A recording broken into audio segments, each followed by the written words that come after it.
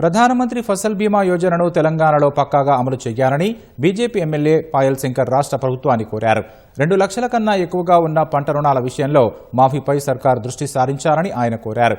ఈ అంశంలో జోక్యం చేసుకున్న వ్యవసాయ శాఖ మంత్రి తుమ్మల నాగేశ్వరరావు దేశంలో అతి తక్కువ అప్పు ఉన్న రైతులు తెలంగాణ వారని కేంద్ర నివేదిక స్పష్టం చేసిందని గుర్తు చేశారు. మేము 2 లక్షల లోపు ఉన్న వాళ్లకు మాఫీ చేసినాము.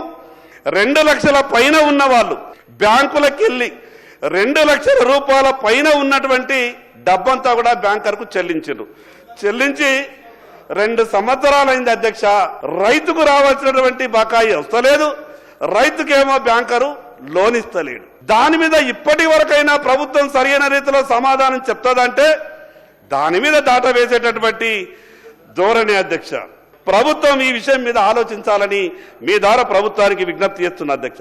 తలసరి ఆదాయం గురించి చెప్తారు అధ్యక్ష, కానీ తలసరి అప్పు గురించి ఎక్కడ చెప్పరు అధ్యక్ష. రైతుల విషయంలో రాజకీయాలు పక్కన పెట్టి రైతులకు ఏం చేస్తే రైతు బాగుపడతాడో గొప్పగా మాట్లాడేటటువంటి ప్రయత్నం చేయండి.